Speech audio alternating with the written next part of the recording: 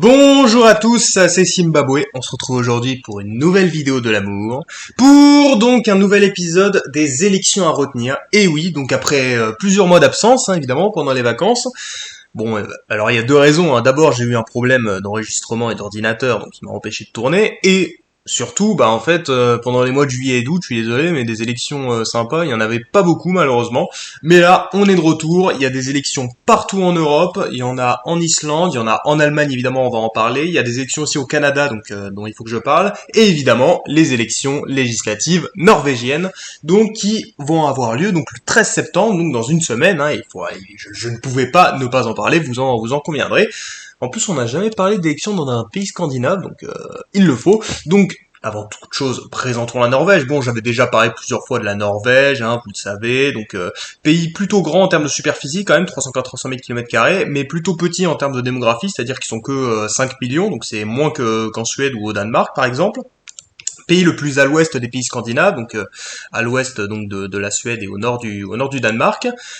Pays qui a eu une indépendance plutôt récemment quand on y pense, c'est-à-dire que bon, évidemment comme tous les pays scandinaves ont une histoire commune, il y a eu pas mal d'alliances entre la Suède et la Norvège, avec le Danemark, des unions pendant le XVIe siècle. Puis ensuite, vous savez, pendant le XIXe siècle, il y avait la fameuse union entre la Suède et la Norvège, donc qui faisait un gros pays qui a duré un siècle, pendant tout le XIXe. Puis en 1905, donc l'union Suède-Norvège a arrêté d'avoir lieu, et la Norvège est devenue un pays indépendant, donc une monarchie constitutionnelle avec le roi Haakon VII, dont on avait déjà parlé une fois. Donc pays plutôt intéressant, la Norvège. Évidemment, donc on est sur une monarchie constitutionnelle, parlementaire, évidemment complètement classique, avec un parlement monocaméral. Donc dans les pays scandinaves, c'est souvent avec des systèmes politiques avec une seule chambre. C'est à noter. Bon, moi c'est plus simple. Et évidemment, il faut savoir que quand on vous dit Norvège, d'abord, ne pensez pas à l'Union européenne, parce que contrairement à la Suède ou au Danemark, la Norvège n'est pas dans l'Union européenne. Pourquoi? En raison notamment de quotas de pêche, voilà, ils ont pas trop envie de se faire emmerder pour ça. C'est un peu la même raison pour laquelle l'Islande n'est pas dans l'UE d'ailleurs. Et également, il y a le fait que la Norvège a toujours un petit sentiment national contre la Suède, et du coup, pour garder un petit peu son indépendance de la Suède, donc n'a préféré ne pas rejoindre l'UE malgré deux référendums, donc qui ont tous les deux eu un petit non. Et évidemment, la Norvège, quand on vous dit Norvège, il faut penser pays très très bien classé, c'est-à-dire que vraiment sur tous les critères internationaux, vraiment c'est un pays considéré comme le pays le plus libre au monde en termes de liberté publique, liberté de la presse, PIB par personne très développé, pays considéré comme où les gens sont le plus heureux, indice de développement humain premier, pays considéré comme le plus démocratique au monde, donc complètement incroyable, évidemment ce pays c'est vraiment un beau pays à vivre, quoi. Si vous devez choisir, franchement, aller là-bas, c'est vraiment un pays où on se met très bien, comme la plupart des pays scandinaves d'ailleurs. Mais donc voilà. Et évidemment aussi, si on pense Norvège, faut penser aux hydrocarbures, parce que c'est un pays qui a énormément de réserves de gaz naturel et de pétrole, ce qui contribue notamment à sa richesse. Donc voilà, ce qui est très important. Et donc au niveau politique, on est sur une monarchie constitutionnelle, évidemment, donc avec le roi Harald V. C'est d'ailleurs marrant de noter que parmi les pays les plus démocratiques au monde, il y a pas mal d'anciennes monarchies, ce qui est plutôt pas forcément évident à comprendre, mais c'est toujours intéressant à noter. Donc avec le roi Harald V, qui est au pouvoir depuis 30 ans, Ah oui, évidemment, si vous devez penser Norvège, pensez aux Jeux Olympiques d'hiver, parce que vraiment les Norvégiens sont incroyables. Au dernier JO d'hiver, ils ont été premiers pour un pays quand même qui fait 5 millions d'habitants, c'est quand même plutôt respectable. Et Harald V, avait participé au JO une fois, donc je trouve ça plutôt marrant. Mais bon, bref, en tout cas, maintenant parlons de politique en Norvège, le sujet de la vidéo. Alors il faut savoir que comme pas mal de pays scandinaves, la Norvège donc est un pays évidemment parlementaire, mais a eu une grosse après la Seconde Guerre mondiale, a eu une grosse victoire des partis travaillistes, des partis sociodémocrates, donc voilà, qui ont gouverné le pays pendant super longtemps. C'était un peu l'apogée, donc comme plein d'autres pays scandinaves. Puis dans les années 80, ils ont perdu leur leadership et il y a eu des conservateurs, des alliances un petit peu partout. Voilà. En termes de niveau, au niveau politique, la Norvège est un pays plutôt féminin, c'est-à-dire qu'ils ont eu une femme première ministre dans les années 80, la célèbre Brundtland. Puis ensuite, là, actuellement, c'est aussi une première ministre, hein, Erna Solberg, donc voilà, qui est au pouvoir depuis 2013, depuis 8 ans. Voilà, et il y a pas parmi les candidats et chefs de parti, il y a pas mal de femmes, donc voilà, c'est à noter. Et donc, Erna Solberg, donc qui est l'actuelle première ministre, donc est arrivée au pouvoir en 2013. Donc voilà, lorsqu'elle a battu donc le Parti travailliste à des élections. Ça va être l'occasion de présenter un peu les partis. Alors d'abord, on a le Parti travailliste. Donc là, je vous l'ai dit, c'est l'ancien parti qui défonçait tout pendant après la Seconde Guerre mondiale. Là, vous voyez, c'était vraiment les boss quoi. Puis ensuite, voilà, depuis les années 80, ils sont un peu moins puissants et voilà. Donc là, ils font plus des 25 et tout. Donc comme pas mal de partis sociodémocrates en Europe, bon voilà, ils sont moins forts qu'avant. Également, donc on a le parti de Erna Solberg, le parti conservateur, qui, bon, comme un parti conservateur classique, hein, libéral et conservateur, voilà. Donc pays très libéral, la Norvège. Bah après c'est comme les pays scandinaves, c'est-à-dire que ils laissent beaucoup, ils permettent aux entreprises de se développer, ils laissent beaucoup de liberté, mais également il y a des impôts très forts et beaucoup de dépenses publiques. Donc voilà, comme une France en mieux, on va dire. Et du coup, il faut savoir que le parti conservateur n'est pas si conservateur que ça, étant donné que voilà, ils ont quand même des positions plutôt libérales, donc ils ont ouvert le mariage aux couples du même sexe, l'adoption aux couples gays et lesbiens, donc pas mal de trucs comme ça, et ils sont opposés à l'adhésion de la Norvège à l'Union européenne. De toute façon, c'est un débat qui a pas vraiment lieu en Norvège, parce que la plupart des habitants sont opposés à l'Union européenne, mais en tout cas c'est plutôt intéressant de voir ça. Et il faut savoir que c'est pas le seul grand parti de droite, il y a un autre parti de droite, à la droite du parti conservateur, qui est le parti du Progrès, qui lui est un parti considéré de droite radicale, on va dire, pas extrême droite, mais plus droite radicale. Donc alors ils sont encore plus libéraux économiquement que le parti conservateur. Ils sont pour l'OTAN, voilà, très américanophiles, très atlantistes.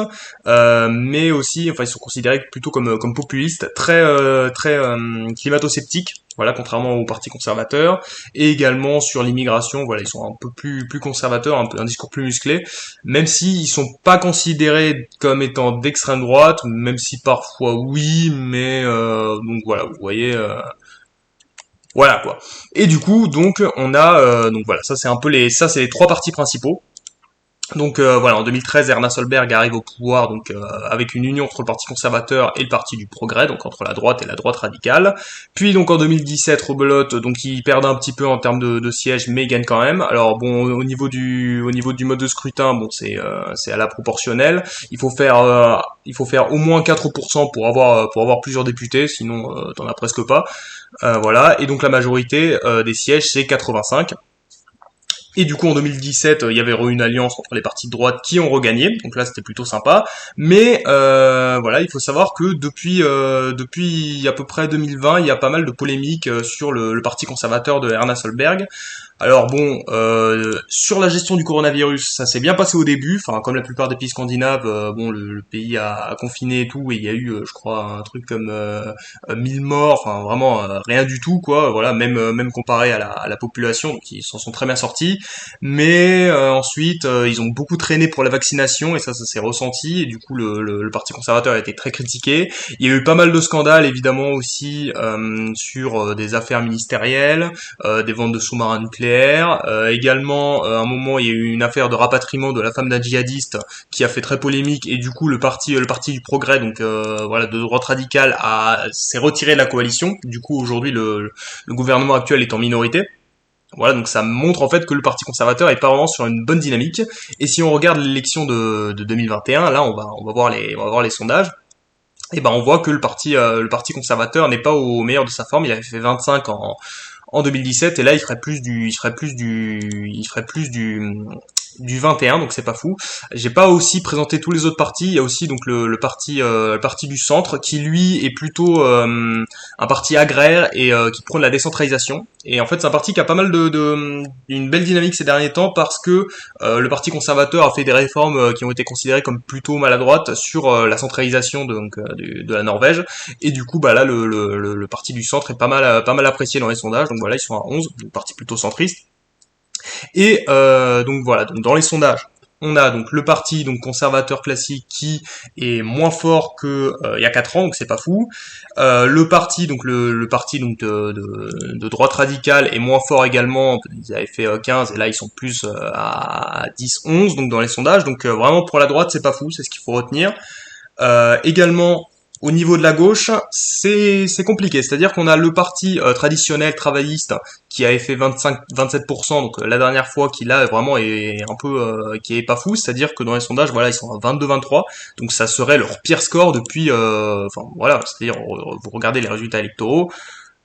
Voilà, ce serait leur pire score depuis un siècle. Donc c'est quand même pas incroyable, mais ça reste quand même le premier parti du pays. Et sinon, on a une petite poussée de plusieurs partis de gauche.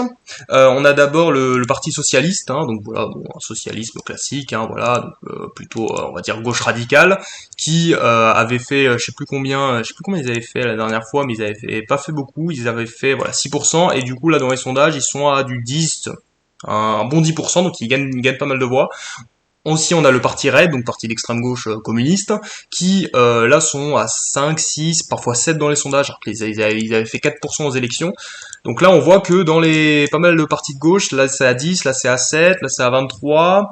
On a aussi un parti écolo qui fait un peu plus qu'avant, donc qui franchit la barre des 4%. Donc potentiellement, voilà, c'est plus la gauche qui est en dynamique que la droite, et donc il y aurait potentiellement une alliance de gauche. Donc même si affaire à suivre, hein, évidemment. Et également, donc, voilà, c'est ça qu'il faut noter. Donc, d'abord, les partis traditionnels qui s'essoufflent un peu, donc que ce soit le parti conservateur, le parti travailliste et le parti de droite radicale, donc les trois grands partis qui faisaient, voilà, c'est-à-dire si vous regardez l'élection de 2017, ils faisaient 15, 25, voilà, à eux 3 ils valaient 67%, là eux 3 ils valent ouais 55%, donc on voit qu'il y a une belle baisse de leur côté, et du coup ça profite aux partis de gauche essentiellement et aux partis centristes.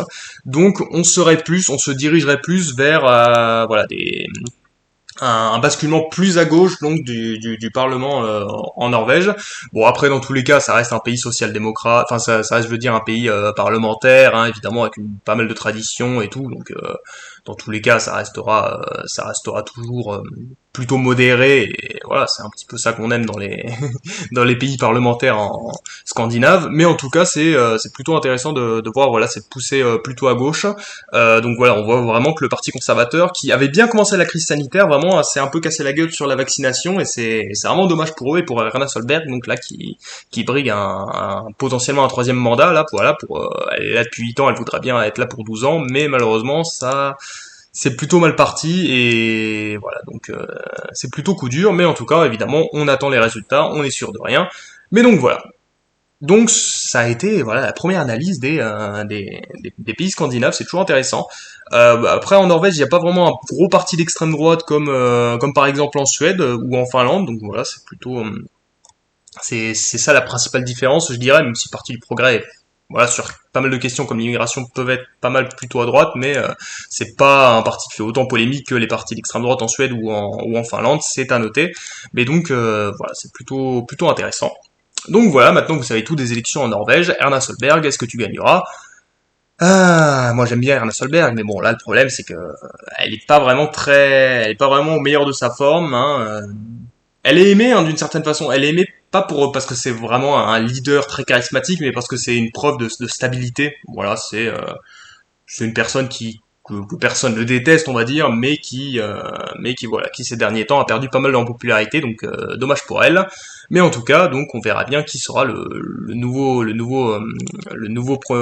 premier ministre. Bah, ce sera sûrement Jonas Gahr Store, donc qui est donc le chef de la principale force de gauche. Ce sera sûrement lui le premier ministre si ça n'est pas Solberg. Donc voilà, c'était Zimbabwe. Merci d'avoir regardé.